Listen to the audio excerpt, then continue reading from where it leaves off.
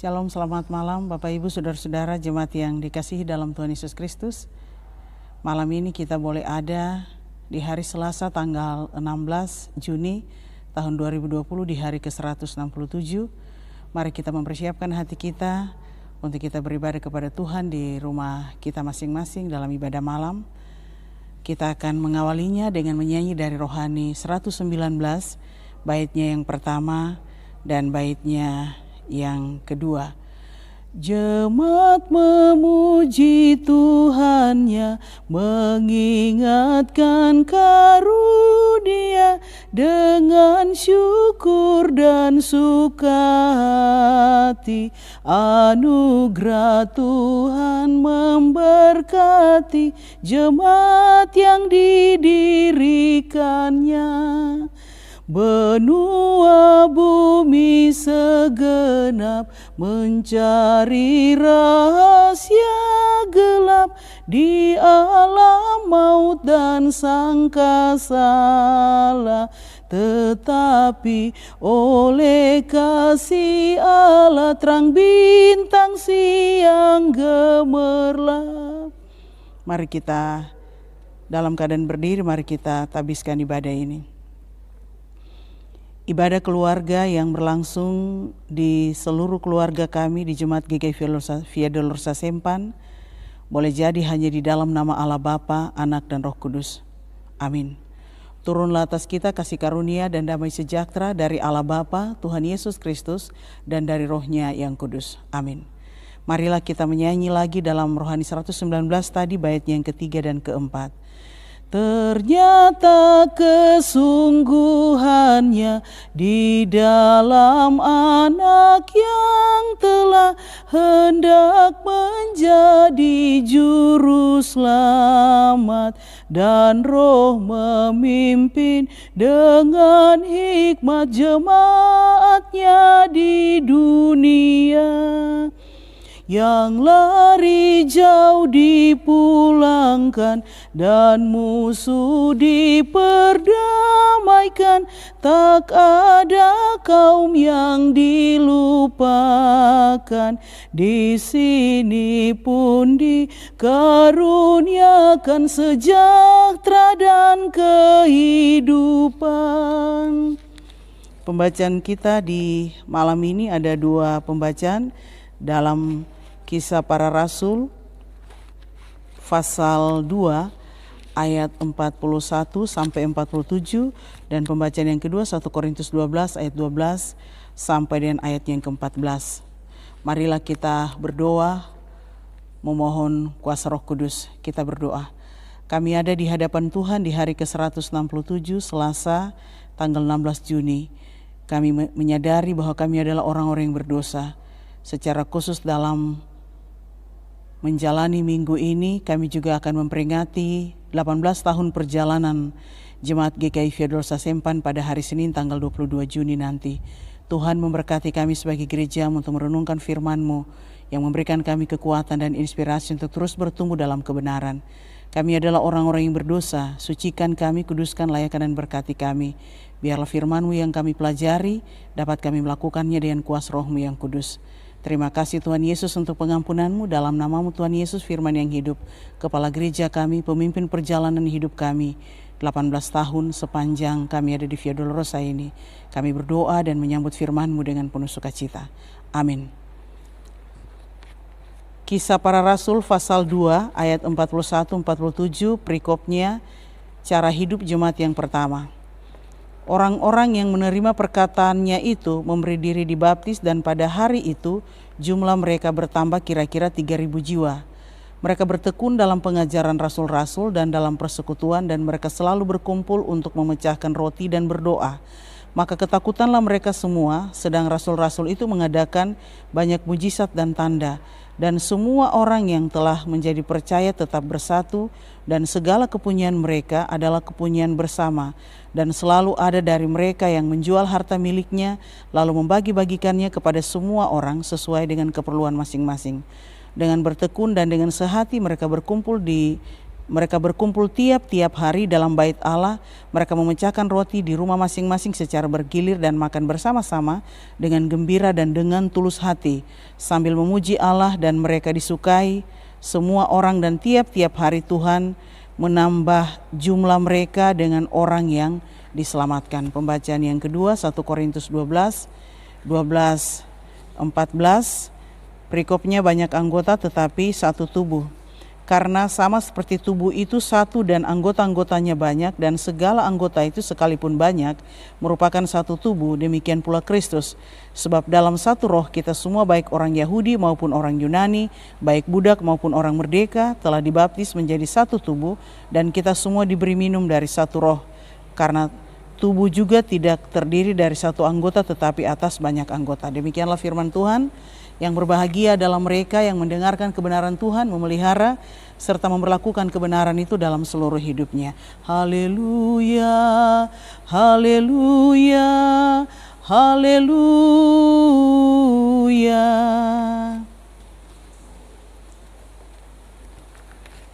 Selamat malam Bapak Ibu. Tema kita di malam ini adalah hakikat gereja. Dari dua pembacaan tadi, bagaimana cara hidup jemaat yang pertama.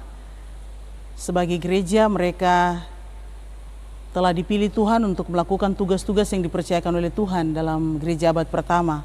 Bahkan pembacaan yang kedua, bagaimana tubuh Kristus. Paulus menjelaskan di dalam kepelbagaian itu ada kekuatan yang timbul dari satu roh yang sama. Pembacaan 2 minggu yang lalu dalam ibadah hari Minggu di seluruh GKI di Tanah Papua dalam 1 Korintus 12, bahwa karunia-karunia yang ada dalam jemaat itu adalah dari satu roh, dari Tuhan.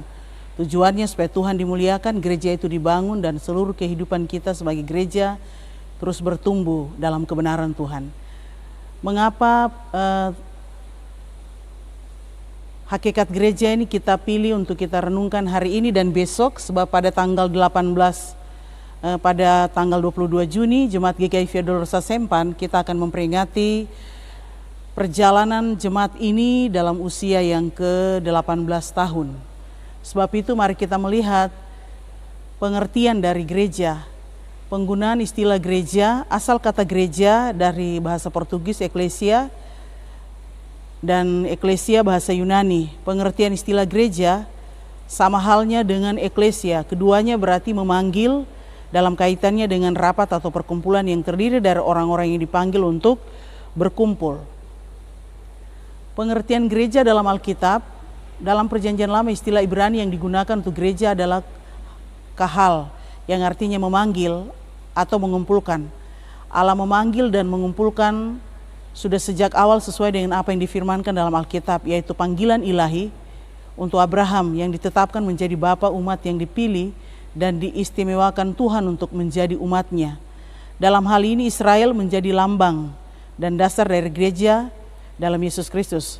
Menurut perjanjian baru, Yesus memanggil dan mengumpulkan orang-orang menjadi satu persekutuan yang disebut gereja. Kita lihat bagaimana Abraham dipanggil oleh Tuhan, ditetapkan. Abraham ketika umur 75 tahun dipanggil keluar, tinggalkan semua tradisi kehidupan keluarganya, semua, karena nenek moyangnya bukan percaya kepada Allah. Allah memanggil dia dengan satu tujuan, supaya dia menjadi berkat. Dalam Kejadian pasal 12, bagaimana Tuhan memilih dia. Ketika dia berumur 175 tahun, Abraham meninggal, itu berarti 100 tahun Abraham dia hidup dengan tidak pernah kembali ke rumahnya, tinggalkan semua kehidupannya yang lama, dan dia ada bersama dengan Tuhan karena dia tahu bahwa panggilan Tuhan kepadanya adalah lewat hidupnya menyelamatkan banyak orang. Begitupun juga saudara dan saya sebagai gereja. Dalam Perjanjian Baru Yesus memanggil dan mengumpulkan orang-orang menjadi satu persekutuan yang disebut gereja. Dasar dari perbuatan mempersatukan ialah Yesus, sehingga menampakkan kehadiran gereja dalam dunia adalah penampakan kehadiran Yesus sendiri. Persekutuan yang terjadi adalah persekutuan dengan Bapa, Anak, dan Roh. 1 Korintus 1:19. Kristus datang untuk menyelamatkan dunia secara umum. Artinya keselamatan yang dikerjakan oleh Yesus bukan hanya untuk satu suku, satu kelompok, satu golongan, tapi untuk semua orang. Karena itu gereja bukan menaranya, bukan gedungnya, bukan temboknya. Gereja adalah orangnya. Di dalamnya ada rambut keriting, rambut lurus, kulit putih, hitam, coklat. Semua ada dalam kepelbagaian itu. Tuhan memanggil setiap orang untuk ada dalam gereja karena keselamatan yang dia kerjakan adalah universal, umum. Untuk semua orang, bukan untuk satu suku, satu bangsa, satu golongan. Gereja dapat dipakai dalam relasi dengan perbuatan Allah atas dunia sehingga gereja terlibat dalam tindakan dan karya Allah untuk menyelamatkan manusia dan dunia, baik dalam pemberitaan maupun dalam pelayanannya sebagai pelita yang menyinari orang lain agar mereka memuliakan Allah. Karena itu Via Dolorosa hadir bukan untuk menyinari dalam jemaat Via Dolorosa 520 KK saja, tapi kehidupan Via Dolorosa yang ada di tempat kerjanya, di kantor atau sebagai guru, perawat, sebagai apa saja kita harus menjadi pelita yang menyinari orang lain agar mereka juga dapat memuliakan Tuhan. Lewat kehidupan kita yang baik juga menyelamatkan mereka, menyinari mereka, dan mereka juga akan menyinari orang lain. Gereja sebagai umat Allah. Dalam 1 Petrus 2, 1:10 jelas tergambar bahwa umat Allah, yakni persekutuan jemaat yang percaya kepada Kristus yang dulu masih ada dalam kegelapan, sekarang dipanggil keluar dari terang yang ajaib. Umat ini diidentikan dengan batu hidup. Batu tidak akan hidup dan tidak punya arti bila ia hidup untuk dirinya sendiri. Artinya tanpa melekat dengan batu-batu yang lain dalam kesatuan bangunan. Petrus menjelaskan, dulu mereka hidup di luar dari Tuhan. Kehidupan mereka dalam kegelapan. Tapi ketika Tuhan memanggil mereka untuk hidup dalam persekutuan dengan Tuhan, maka masa lalu mereka, kegelapan itu, hidup mereka yang kotor, keji itu mereka harus buang. Karena mereka ada di dalam panggilan ilahi Tuhan. Kehidupan mereka harus beda dengan orang yang di luar dari Tuhan. Karena itu hidup saudara dan saya bukan hanya gereja sebagai tembok, tapi kehidupan rohani kita dibersihkan, dikuduskan, dipilih oleh Tuhan supaya hidup kita menjadi berkat bagi banyak orang. Demikian umat dalam kepelbagaian seperti tertuang dalam surat Paulus kepada jemaat di 1 Korintus 12. Khotbah 2 minggu yang lalu dalam seluruh GKI di Tanah Papua berbeda karunia. Perbedaan adalah kepelbagaian. Semua karunia, talenta, potensi yang ada pada kita untuk mengajar, untuk menyanyi, untuk menyembuhkan orang, dan karunia sebagai nabi, sebagai pengajar, bukan sebagai keterpisahan tapi untuk menyatu dalam kesatuan bangunan. Bangunan rohani adalah tubuh Kristus, adalah umat Allah, adalah gereja itu sendiri. Dalam gereja dengan kepelbagaian anggota yang punya karunia, kita saling melengkapi, saling menunjang, sehingga keanekaragaman ini bukan sesuatu yang memecahkan, tapi suatu perpaduan harmonis rasi, bagaikan taman indah yang berhiaskan pelbagai warna kembang dan tanaman. Artinya Paulus menjelaskan bahwa setiap orang punya karunia. Karunia itu dalam khotbah 2 minggu lalu dijelaskan, karunia roh, ruah, nefes, kekuatan itu dari Allah. Roh yang dari Allah, karunia dari Allah, kemampuan dari Allah yang sama dia berikan kepada masing-masing orang. Dia gunakan untuk membangun tubuh Kristus. Jadi bukan untuk kesombongan. Terkadang orang yang memperoleh karunia merasa bahwa dia lebih suci, padahal tidak. Allah memberikan karunia kepada orang yang diperkenan, bukan karena kebaikan orang itu ya. Itu harus kita garis bawahi, karena terkadang orang yang punya karunia bisa menyembuhkan, karunia untuk berkata-kata dengan baik. Dalam kunjungan-kunjungan pastoral sering ada orang-orang tertentu yang punya kemampuan untuk mengatakan yang baik sehingga orang mendengarkan kata-katanya bisa dipulihkan. Bahkan karunia bernubuat, karunia untuk berkhotbah, karunia mengajar. Ini bukan karena sekolah teologi juga sebenarnya. Karunia itu adalah pemberian Tuhan yang Paulus jelaskan dalam Efesus pasal 4, supaya jemaat itu dibangun, supaya Via Dolorosa ini dibangun. Kenapa karunia itu tidak dibangun? Karena setiap orang diberi karunia, tetapi kalau dia tidak membangun hubungan rohaninya, spiritualitasnya dengan Tuhan, maka jelas karunia ini tidak difungsikan. Karunia ini dalam 520 kepala keluarga ada, karena idiot saja, orang yang cacat punya karunia talenta satu, apalagi saudara dan saya yang normal, kita punya karunia talenta kemampuan lebih dari satu. Tapi terkadang kita tidak bisa pakai gunakan untuk membangun dalam persekutuan jemaat karena kehidupan doa kita, ketaatan kita, kehidupan dalam kekudusan dan kebenaran dengan Tuhan, kalau tidak ada maka kita juga tidak bisa mengenal karunia kita, kemampuan kita, apa talenta saya, apa kemampuan saya yang Tuhan beri. Padahal setiap orang ada, tapi terkadang karunia itu kita tidak gunakan karena relasi kita, hubungan kita dengan Tuhan pun padam. Ini penting ya Bapak Ibu Saudara-saudara. Dalam khotbah yang tadi malam disampaikan oleh Pendeta Otni, mau menjelaskan bagaimana Ananias dan Safira, mereka sudah menjual tanah, tapi mereka dua sepakat untuk menipu. Mereka dua sepakat untuk menipu padahal harga tanah itu tidak seperti itu. Akhirnya mereka menipu Roh Kudus dan dua-duanya mati. Saudara, sering terjadi dalam gereja banyak hal seperti itu. Kita diberi kemampuan, kekuatan, berkat-berkat rohani, jasmani, tapi ketika kita salah menggunakannya bukan untuk Tuhan tapi untuk diri sendiri, maka banyak sekali kehidupan roh kita mati di dalam jemaat. Akhirnya jemaat yang besar dari 520 KK bisa juga mati secara roh. Rohani kita tidak dipulihkan, tidak dihidupkan karena kita sendiri tidak datang kepada Tuhan yang memberikan karunia itu. Ya, saudara, terkadang kita bilang saudara-saudara kita di gereja Pentakosta saja yang punya karunia. Tidak, itu salah. Setiap orang punya karunia, kemampuan, talenta yang Tuhan beri.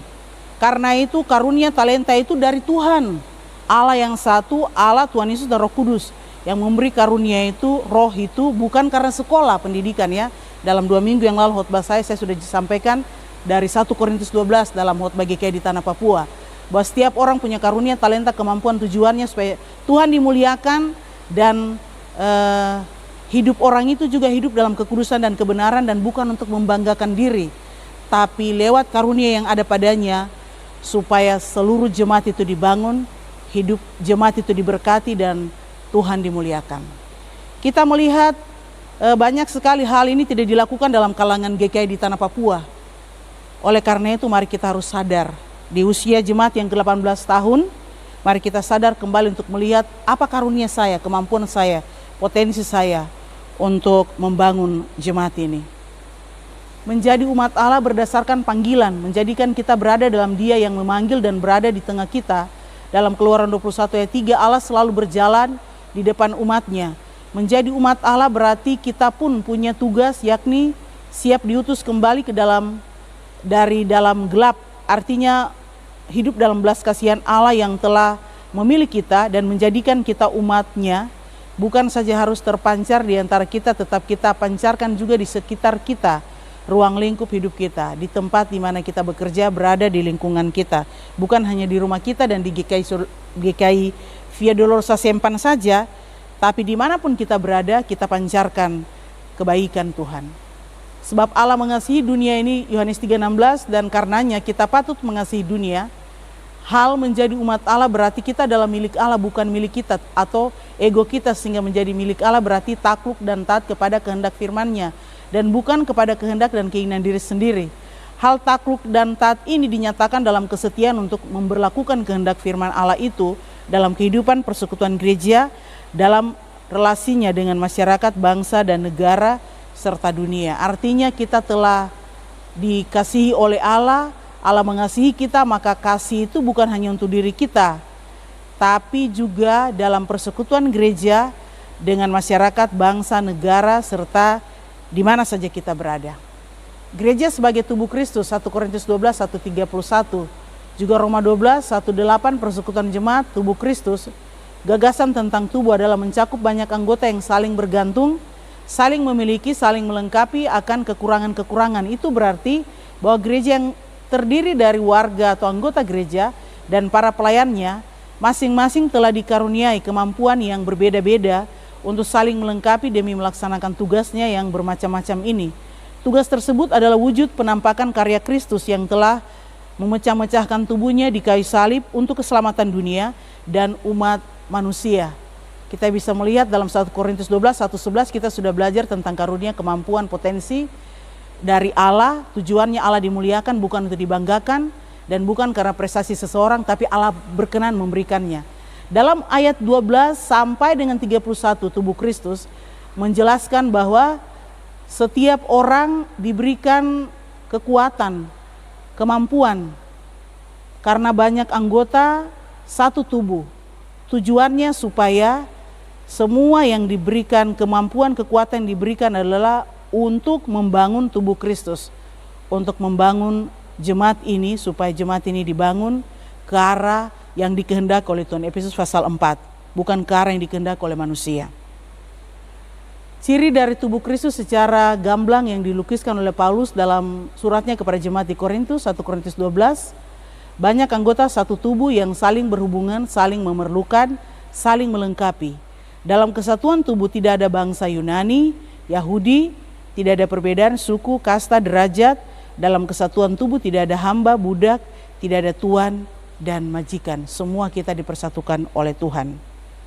Dalam satu tubuh kita dibaptis dalam satu roh dan kita minum juga dari satu roh. Itu berarti persekutuan warga gereja dan pelayanannya bersama Kristus sesungguhnya adalah persekutuan yang esa. Artinya secara kuantitatif dilihat dari jumlah gereja itu haruslah dilihat dari kesatuan organiknya.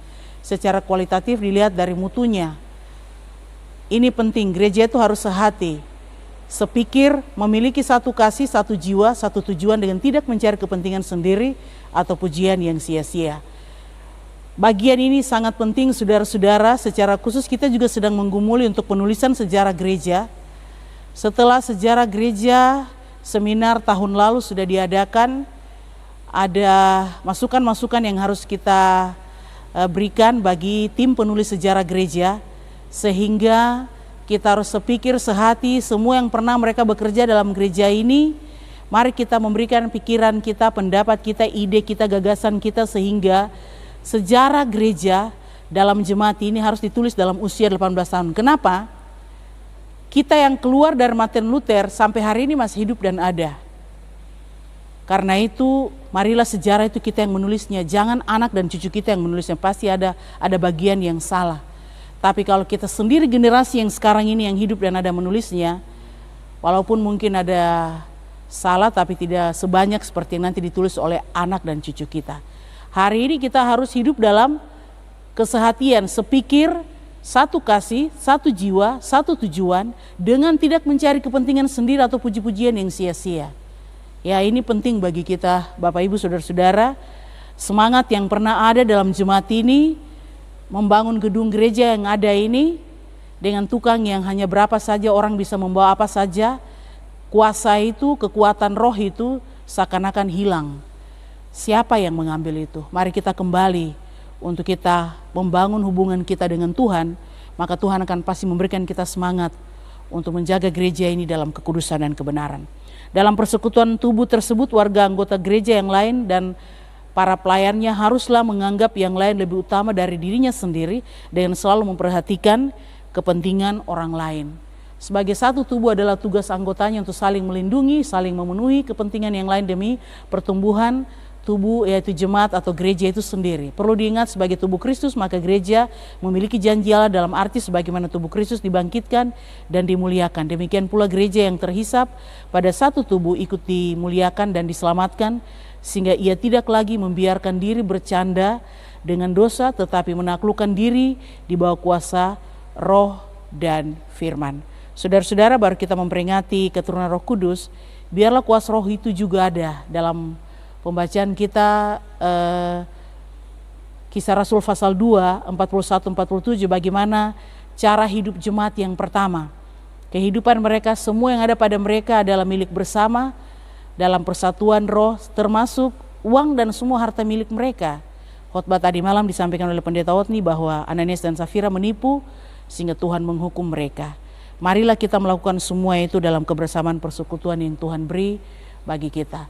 Penaklukan diri di bawah kuasa roh dan firman harus diperlihatkan melalui kesetiakawanan terhadap pergumulan hidup manusia di dalam kenyataannya, damai maupun derita, kecukupan maupun kemelaratan, kemiskinan, sebab tubuh Kristus yang mengalami kematian dan kebangkitan itu adalah penyataan kesetiakawanan Allah terhadap pergumulan manusia untuk mencapai shalom.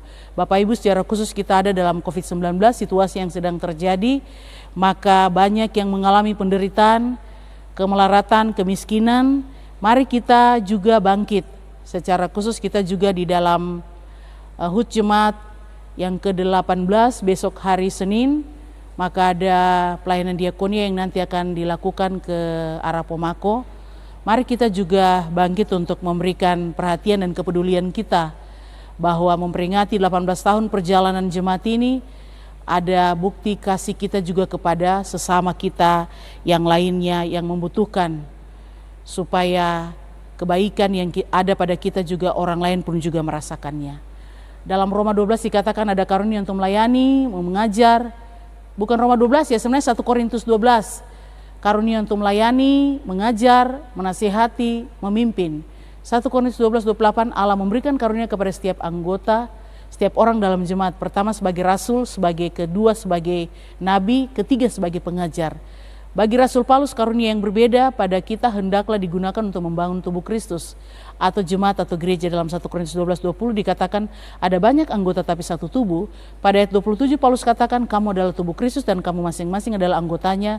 Kesatuan tubuh itu adalah jemaat atau gereja. Selain ketiga jabatan itu, rasul, nabi, pengajar, ada juga jabatan penatua dan diaken atau syamans seperti yang ditulis dalam surat Roma. Penatua juga disebut penilik jemaat, Titus 1:5-7. Kewajiban penatua adalah memimpin, 1 Timotius 5:17. Mengatur rumah Allah, Titus 1:7. Cakap mengajar, 1 Timotius 3:2. Berpegang pada perkataan yang benar sesuai dengan ajaran yang sehat, Titus 1:9. Berkhotbah dan mengajar, 1 Timotius 5:17. Dengan kata lain, penatua harus dapat memberi bimbingan di dalam jemaat baik secara jasmani maupun rohani. Sedangkan diaken atau syamans, Alkitab tidak banyak membicarakan tentang jabatan ini, tetapi syarat untuk memegang jabatan diaken disebut dalam 1 Timotius 3:8-13. Setiap jabatan dan karunia yang diberikan Allah kepada kita, mari kita pakai untuk melayani dan memimpin gereja. Artinya syamans lebih banyak diarahkan untuk pelayanan meja, pelayanan diakonia. Ya, terkadang pelayanan diakonia di dalam gereja ini kita mengabaikannya.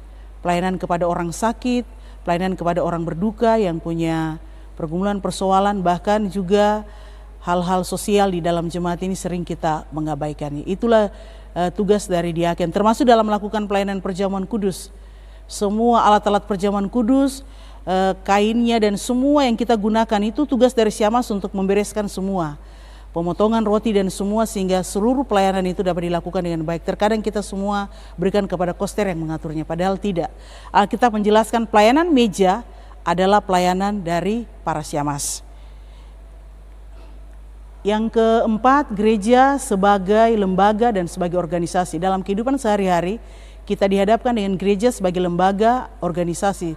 Sebagai lembaga, organisasi pasti ada kegiatan-kegiatan yang bersifat rohani, ada peraturan-peraturan gereja, ada pemimpin-pemimpin gereja, ada juga sidang-sidang gereja, ada dewan gereja, baik setempat maupun wilayah yang bersifat nasional dan internasional.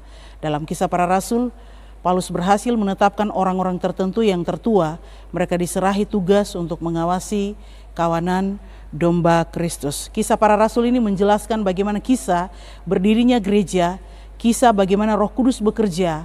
Karena itu Kisah Para Rasul ini menjelaskan lebih banyak bagaimana gereja itu hidup dan ada. Khotbah hari Minggu kemarin tanggal 14, bagaimana Roh Kudus menuntun Paulus dan Barnabas berpuasa dan berdoa sehingga mereka melakukan seluruh pelayanan dalam jemaat ini. Dalam jemaat di mana mereka kerja, tempat di mana mereka kerja, mereka melakukannya dengan baik karena bukan hanya sebagai organisasi saja. Ingat, GKI dia ada dalam urutan kelima untuk soal organisasi dengan semua aturannya, urutan kelima dunia. Tapi terkadang GKI gagal dalam hal itu.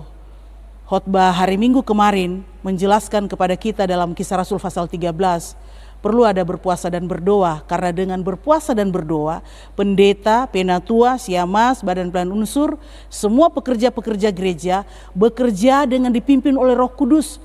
Bukan hanya soal mengandalkan organisasi dan semua peraturan-peraturan dalam gereja ini, tidak saudara. Yang berhasil dalam gereja itu adalah mereka yang menaruh harapannya pada Tuhan dan yang selalu berdoa dan memohon kuasa Roh Kudus. Khotbah tanggal 14 kemarin kita ingat, Paulus dan Barnabas sudah berpuasa berdoa mendapatkan jawaban, tapi mereka masih berdoa berpuasa lagi untuk dituntun Tuhan agar semua pekerjaan pelayanan ini dipimpin oleh Tuhan. Marilah kita juga membangun kehidupan berdoa di dalam jemaat, dalam doa Biston, doa dalam pelayanan para pengasuh sebelum melakukan kegiatan, doa dari PAM pada hari Selasa, bahkan juga doa PWPKB yang setiap hari Rabu dalam doa puasa. Itu penting saudara, karena tanpa itu gereja ini tidak akan berjalan. Secara organisasi oke, tapi secara roh dia harus hidup, karena setiap orang harus terhidupi secara roh untuk mengenal dan melakukan tugas ini supaya Tuhan dimuliakan dan hidup kita diberkati. Ini sering menjadi kegagalan dari GKI baik di tingkat sinode, klasis, dan jemaat-jemaat. Karena itu dalam suasana pencurahan Roh Kudus ini, masih dalam suasana Roh Kudus, kita juga harus dipulihkan dan memahami bagian ini bahwa betapa sangat pentingnya bergereja dengan memohon kekuatan kuasa Roh Kudus dan menghadirkan Tuhan, bahkan ada dalam doa dan puasa, sehingga semua pekerjaan yang kita kerjakan karena dipimpin dan dituntun oleh kuasa Roh Kudus.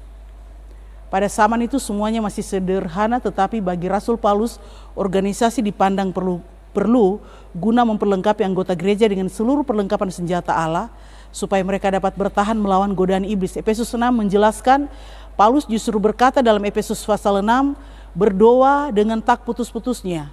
Artinya berdoa terus, karena tanpa doa mereka akan mengalami banyak sekali kegagalan sebab banyak kekuatan-kekuatan yang datang di luar dari kemampuan mereka untuk menghalangi jalannya pemberitaan firman itu.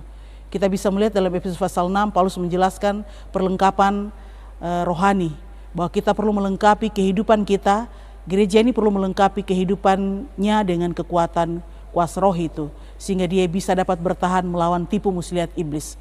Berkaitan dengan yang dikatakan oleh Rasul Paulus dalam Kisah Para Rasul, maka dalam surat Korintus, Paulus katakan bahwa setiap anggota diberikan karunia dari Allah. Dalam 1 Korintus 12, Paulus katakan ada karunia untuk berkata-kata dengan hikmat, untuk berkata-kata dengan pengetahuan, untuk menyembuhkan, untuk bernubuat. Roma 12 dikatakan ada karunia untuk melayani, untuk mengajar, untuk menasihati, untuk memimpin.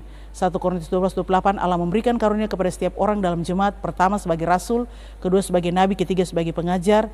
Bagi Rasul Paulus karunia yang berbeda pada kita hendaklah digunakan untuk membangun tubuh Kristus atau jemaat.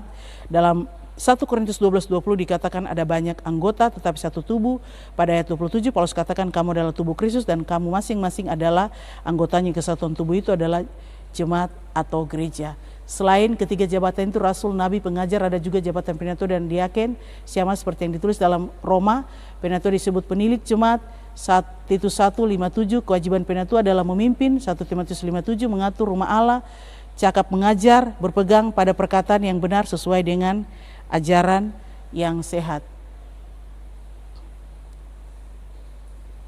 Ini sepertinya tadi sudah dijelaskan. Berkhotbah dan mengajar sudah. Iya, demikian Bapak Ibu Saudara-saudara, kiranya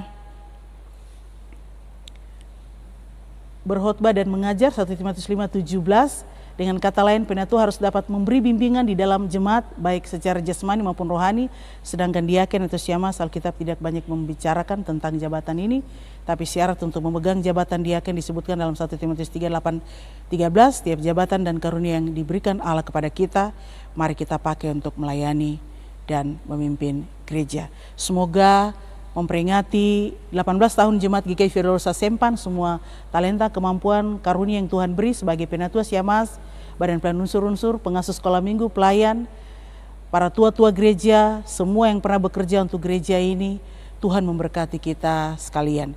Demikianlah firman Tuhan, biarlah Roh Kudus menolong kita untuk memahami tugas dan peran kita sebagai gereja dalam memperingati 18 tahun perjalanan Jemaat GKI Via Dolorosa Sempan. Tuhan memberkati kita sekalian dengan firman-Nya. Amin.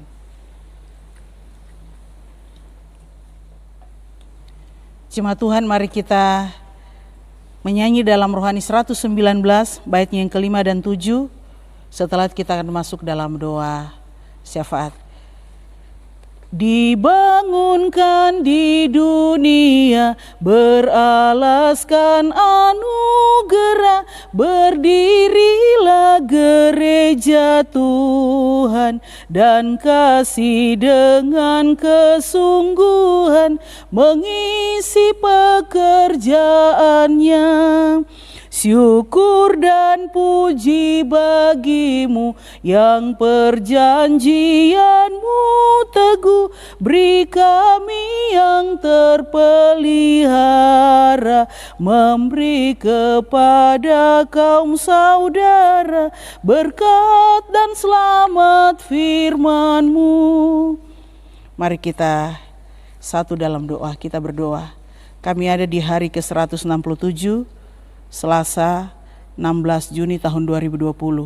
Terima kasih untuk kasih karunia-Mu bagi kami sebagai gereja-Mu, memperingati 18 tahun perjalanan GKI Federosa Sempan pada tanggal 22 Juni. Dengan semua kegiatan yang akan dilakukan, Tuhan memberkati program penanaman kebun, Tuhan berkati, tapi juga pelayanan diakonia ke Pomako, Tuhan memberkati. Oleh panitia, tim yang telah dilantik, panitia HUT Jemaat yang ke-18, week ke-4, Tuhan memberkati dalam semua program ini dan juga dalam pelayanan ibadah yang berlangsung pada tanggal 18, pada tanggal 22 Juni, pada jam 4 sore nanti. Tuhan memberkati dan memberkati juga tim penulisan sejarah gereja, pekabaran Injil, agar mereka juga dapat melakukan tugas mereka dengan baik dalam penulisan sejarah jemaat GKI Federosa Sempan yang ke-18 tahun.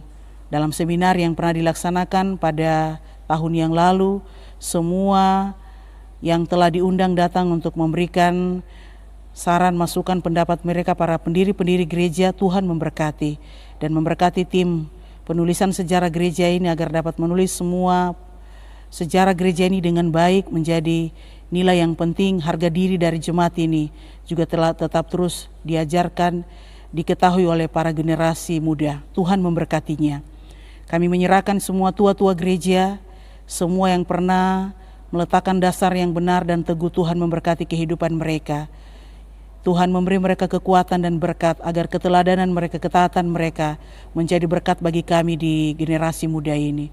Kami juga berdoa gereja-Mu dalam semua program-program kerja sepanjang tahun 2020 ini. Di tengah situasi COVID-19 yang sedang terjadi, gereja tetap eksis untuk bangkit, untuk menyatakan kasih dan pengampunan Tuhan, untuk terus menyatakan kebaikan Tuhan. Di tengah keterpurukan yang terjadi, di tengah kemiskinan, kemelaratan, di tengah pergumulan hidup yang sedang terjadi, kesakitan dan penderitaan, gereja harus hadir sebagai gereja, menyatakan hakikat dirinya untuk terus memberitakan Injil sampai Engkau datang pada kali yang kedua. Tuhan memberkati kami untuk hidup dalam kejujuran, keadilan dan kebenaran. Bapa, terima kasih. Dalam situasi apapun yang terjadi, gereja akan menjadi gereja dalam hakikat jati dirinya ketika dia hidup dan ada di tengah persekutuan. Dia hidup dan ada untuk terus memberitakan Injil, hidup dalam membangun kebersamaan persekutuan roh dengan Tuhan. Karena Tuhan yang memberi roh itu, dalam kekuatan kuasa Roh Kudus itu, kami terus membangun kehidupan kami dan membagikan kebenaran kebaikan itu bagi banyak orang. Semua yang pernah bekerja untuk-Mu Tuhan, pendeta, guru Injil, guru jemaat, penatua dan siamas, para pengasuh sekolah minggu, semua pekerja-pekerja gereja yang pernah bekerja untuk-Mu Tuhan dalam jemaat ini, baik juga di tingkat klasis dan sinode, diberkati dalam nama Tuhan Yesus Kristus. Gereja arah sinode, klasis dan jemaat-jemaat Tuhan berkati, juga memberkati para pendeta, guru Injil, guru jemaat, penatua dan siamas, para penginjil, bahkan juga dosen-dosen sekolah tinggi teologi, pengasuh-pengasuh sekolah minggu, memberkati guru-guru Yayasan Pendidikan Kristen di Tanah Papua dari TK sampai dengan SMU. Tuhan memberkati para pengajar-pengajar, semua orang yang bekerja sungguh-sungguh, LSM Tuhan memberkati, sekolah tinggi teologi Tuhan juga berkati. Kami berdoa menyerahkan gereja secara ekumenik, gereja se-Asia, gereja se-Indonesia, persekutuan gereja di Indonesia, gereja seluruh dunia, Dewan Gereja Sedunia. Tuhan berkati untuk tetap melaksanakan tugas dan tanggung jawabnya, memberitakan Injil sampai Engkau datang pada kali yang kedua.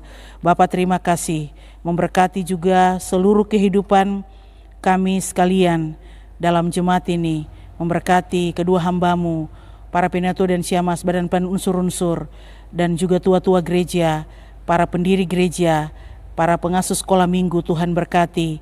Juga kami berdoa menyerahkan panitia pembangunan, jemaat dan klasis, BPPG jemaat dan klasis, tim musik gerejawi, juga panitia pasca, panitia raker keempat, juga panitia HUT jemaat. Tuhan memberkati semua kepanitiaan yang ada dalam jemaat kami. Juga memberkati TU Koster Sopir, Tuhan berkati para janda duda yatim piatu mereka yang kehilangan kasih sayang. Juga memberkati seluruh kehidupan orang-orang yang bekerja sungguh-sungguh untuk Tuhan.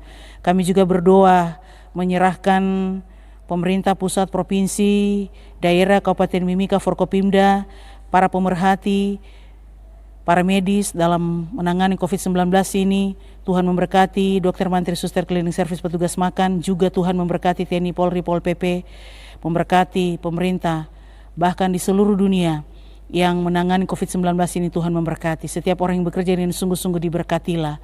Terima kasih atas semua kebaikan dan kasih setiamu.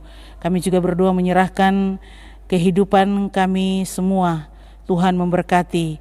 Kami juga berdoa menyerahkan PT Freeport dalam seluruh kehidupan dan pelayanan mereka. Berkatalah terus tercurah, para pegawainya Tuhan memberkati. Juga kami berdoa bagi saudara-saudara kami yang berulang tahun kemarin, hari ini dan esok. Tuhan memberkati. Juga kami berdoa bagi mereka yang mengalami mogok kerja. Tuhan berkati, yang cari kerja Tuhan juga berkati. Kami berdoa menyerahkan ibu-ibu yang sedang mengandung, hari di mana Tuhan tentukan mereka dapat melahirkan dengan selamat. Kami juga berdoa menyerahkan semua anak-anak kami yang dalam kandungan sampai dengan yang TK, sampai dengan yang kuliah, yang sedang cari kerja, yang sudah bekerja, yang sedang dalam penulisan skripsi, yang ada dengan orang tua yang jauh dari orang tua. Tuhan memberkati. PWPKB, PAM, dan PAR, Tuhan berkati seluruh kehidupan kami di malam ini. 520 kepala keluarga, Tuhan memberkatinya. Bapak terima kasih. Biarlah semua yang kami lakukan memperingati 18 tahun perjalanan GKI Feodorosa Sempan. Tuhan berkati. Terima kasih. Inilah doa syukur sembahyang kami. Mereka yang sakit, Bapak John Simatupang, Bapak Lewi Palinoan, Bapak Nathan Matasik, Bapak Markus Seru, Siamas Elvi Pulung, Bapak Benyamin Londong, Penatua Fajan Paulus, Nenek Ine, orang tua dari Ibu Sianturi, Bapak Petrus Kumbubui, Bapak Penatua Edi Sambuari, Ibu Lukas Lapu, bahkan juga anak kekasih dari keluarga Lukas Lapu yang ada di RSUD. Juga kami berdoa menyerahkan Bapak Nobin Titu Kalalembang, Ibu Agustinus Samba, anak Gita Paliling, anak dari Penatua Ibu Ludia Paliling yang sakit beri kekuatan pemulihan. Juga anak Hendrik, Ibu Serni Tangkealo. Kami juga berdoa menyerahkan anak Papuani Layuk Sampe, Ibu Jos Morlan Siagian yang selesai melahirkan, Ibu Jernita Siregar Tampu Bolon, bahkan juga Bapak Bintang Tampu Bolon yang sakit dan sudah dipulihkan. Tuhan memberkati. Anak Maganta dari keluarga Lewi Pongbangka, anak Jaiden, anak James Sanga dalam proses pemulihan. Juga Ibu Lydia Manurung Sihombing, orang tua dari Ibu Barita Rumah Horbo. Kami menyerahkan Bapak Henok Bintan, dan juga kami berdoa menyerahkan Ibu Resni Sampai Tondok, Saudara Boy, Ibu Calvin Pariu, Bapak Jubelius Kaviar. Juga kami berdoa menyerahkan orang-orang sakit yang karena COVID, Tuhan juga beri kesembuhan. Mungkin ada yang sakit yang kami tidak sebutkan nama mereka, Tuhan juga nyatakan kuasa kesembuhan-Mu bagi mereka. Juga yang berduka cita, keluarga Ibu Daud Taruklobo, keluarga Martian Parinding, keluarga Ibu Daniel Rantegau, keluarga Daniel Ramba, keluarga Samuel Pabite, keluarga Woru Rumayomi, keluarga Yakob Ranterinding, keluarga Indra. Dan jika ada yang berduka cita yang kami tidak sebutkan nama-nama mereka, Tuhan nyatakan kuasa penghiburan-Mu bagi mereka. Bahkan Tuhan memberikan kekuatan dan pemulihan bagi kami sekalian. Terima kasih memberkati kami untuk menjalani malam ini, memberkati seluruh kehidupan kami sekalian. Inilah doa syukur sembahyang kami. Inilah doa kami. Biarlah kami mampu dan kuat menjalani semua yang sedang terjadi dalam situasi COVID-19 ini. Inilah syukur kami, pada akhirnya kami akan menerima berkat Tuhan.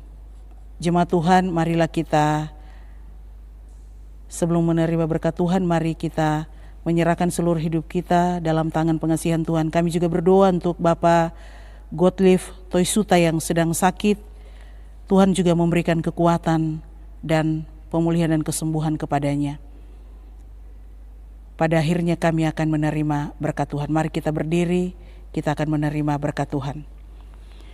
Anugerah Tuhan kita Yesus Kristus, kasih Allah Bapa dan persekutuan Roh Kudus turun atas Jemaat GKI Feodorosa Sempan Klasis Mimika, Sinode GKI di Tanah Papua, atas seluruh kehidupan kita sekalian hari ini, terus kekal selama-lamanya.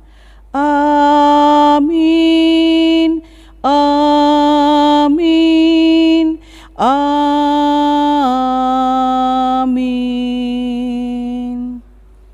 Shalom, selamat malam, selamat menjalani malam ini. Tuhan memberkati, ibadah kita telah selesai.